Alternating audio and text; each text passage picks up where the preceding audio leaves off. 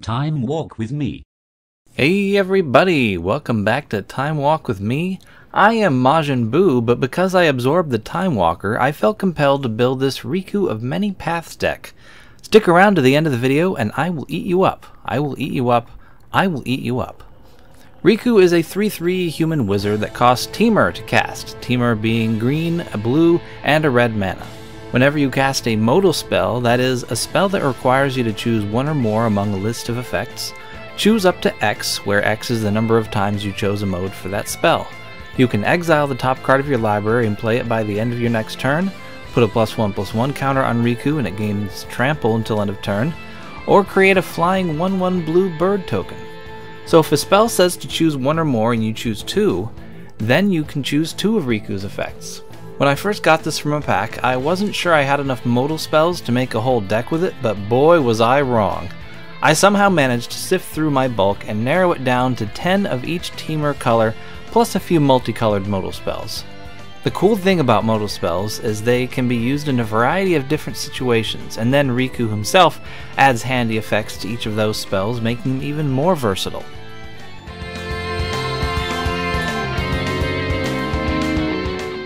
Each of these cards is basically two or more spells in one. I didn't include a draw section because many of these cards make you draw, and I didn't put as much into the mana support section as I normally would because many of these ramp or fix your mana. And the same holds true for interaction. You find the villain's lair. This counters a spell without costing more than a cancel, and it also gives you card selection with its second mode. You see a guard approach. This can protect you from an opponent's creature or protect your own creature from targeted removal. You find some prisoners. For just 2 mana, you can destroy an artifact or exile the top 3 cards of an opponent's library and play one of the cards with mana of any color.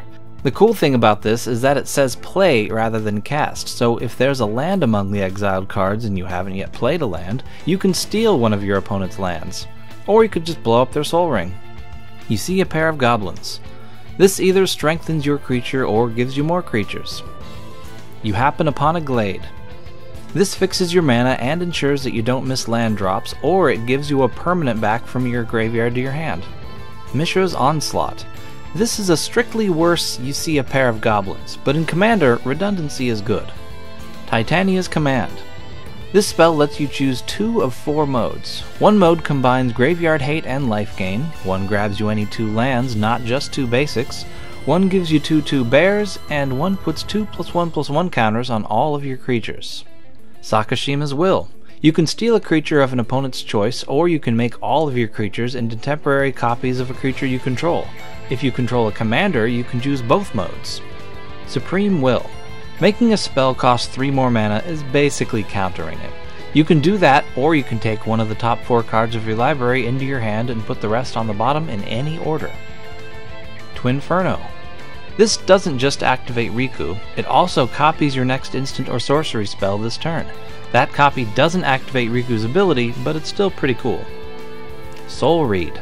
Counter a spell or draw 2 cards. Quandrix's Command.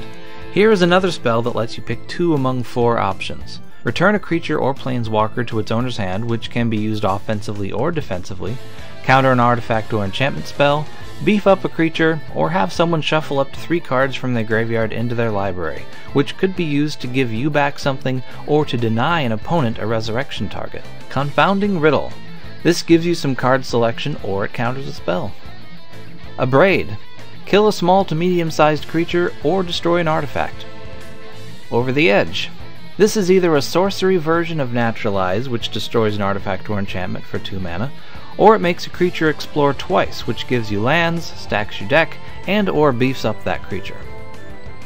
Read the Tides. This draws you 3 cards or bounces 2 creatures. Goblin War Party. This gives you 3 1/1 goblins that oddly don't have haste, or it gives all your creatures +1/+1 and haste until end of turn. Or it does both if you pay 3 more mana, in which case the goblins do have haste. Siege Smash. This kills an artifact or gives the creature +3/+2 and trample until end of turn, and it can't be reacted to except with a special action like morphing a creature.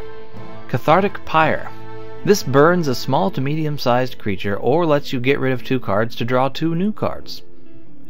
Return to Nature.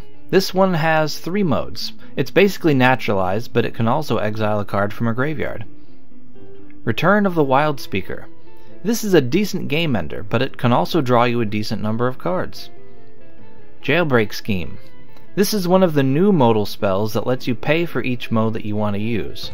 With this one, you can pump up a creature and make it temporarily unblockable, and or make a creature's owner put it on top or bottom of their library. Metamorphic Blast. This one temporarily makes a creature into a base 0/1 rabbit and or makes a player draw 2 cards. Shifting Grift. This sorcery exchanges control of 2 creatures, 2 artifacts, and or 2 enchantments. Explosive Derailment. This kills a creature and or an artifact. Dance of the Tumbleweeds. In the early game, this can give you some much needed ramp. Later on, it can give you a sizable elemental creature. Smuggler's Surprise. This spell costs 9 mana for all of its modes, but you don't have to choose all of them for it to be good. For 3 mana, it helps put some lands and or creatures into your hand. For 6 mana, it can cheat out 2 big creatures from your hand.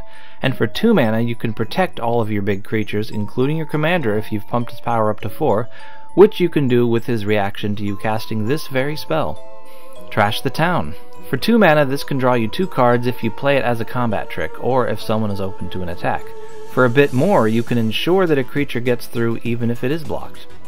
Izzet Charm. This counters a spell, shocks a creature, or lets you draw 2 cards and then discard 2 cards. Nylea's Intervention. I think the first mode will end up being more useful, letting you look for X land cards and putting them into your hand. It's always good to not be limited to tutoring for basic lands, but if flying creatures are bothering you, the second mode could also come in handy. Evolution Charm. This tutors a basic land into your hand, brings a creature back from the dead into your hand, or gives a creature flying until end of turn. It's strange though, because only the first mode is a particularly green thing to do. The second one is more black's thing, and the third is something blue does. The color pie was a lot less solid when this card came out. Mob Rule. This gives you temporary control of all the big creatures or all the small creatures on the battlefield.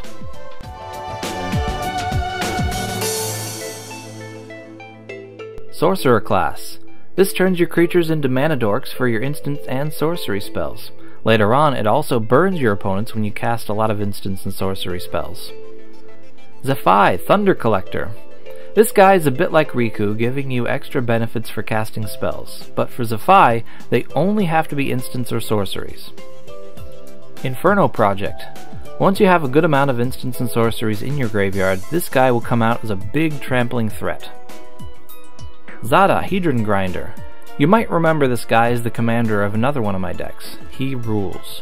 When you target him and only him with a spell, which can have other effects as long as they don't target anything else, you copy that spell for each other creature you control that the spell could target.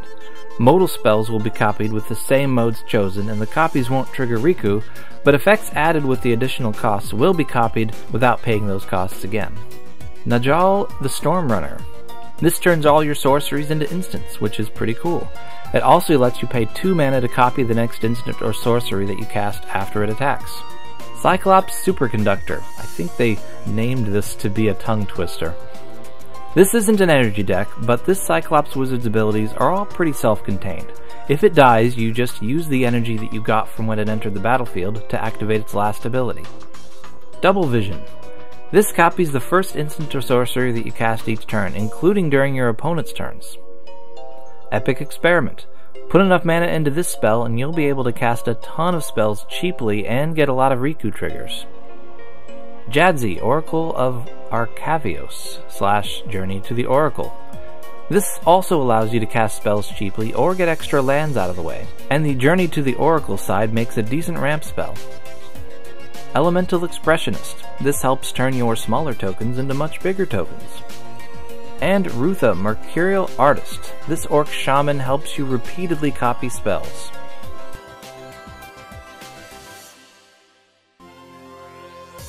Bounty of the Luxa. This card alternates between making you draw an extra card and giving you 3 extra mana during your pre-combat main phase. Marching Duodrone.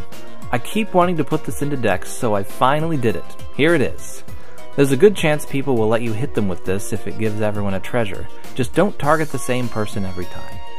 Letter of Acceptance, Ketria Crystal, Teamer Banner, Wizard's Rockets. This is here for color fixing, but it also draws you a card, so that's cool. Manolith, Flare of Cultivation, Worn Power Stone, Undergrowth Recon, and Conduit of Worlds. This and Undergrowth Recon are here to take advantage of the kinds of lands I put into this deck, as you will see a little later.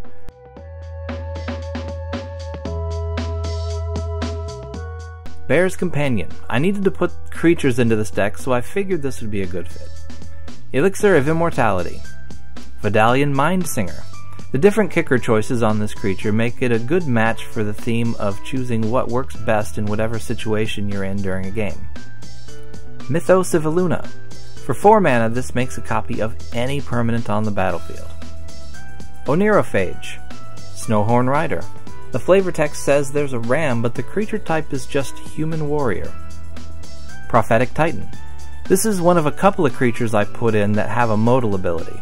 It doesn't trigger Riku, I just thought it would fit the flavor of the deck.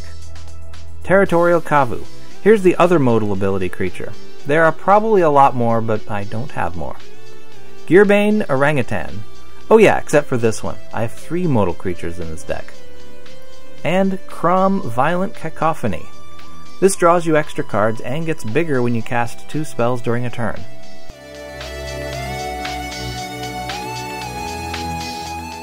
Like I alluded to when I mentioned Undergrowth Recon and Conduit of Worlds, many of these lands sacrifice to fetch basic lands and put them on the battlefield. The hope is that I'll be able to replay them to sacrifice them again for more basic lands. At the very least, it's good color fixing. You got Islands, Mountains, and Forests, Frontier Bivouac, Litjara Mirror Lake, Terminal Moraine, Promising Vein, Shire Terrace, Ash Barrens, Myriad Landscape, Evolving Wilds, Terramorphic Expanse, and Conduit Pylons. And that's it. That's my Riku of Many Paths deck. Type your opinions as loudly as you can in the comment section. Wake the neighbors with the might of your keystrokes. And I will see you next time if Goku doesn't find me first.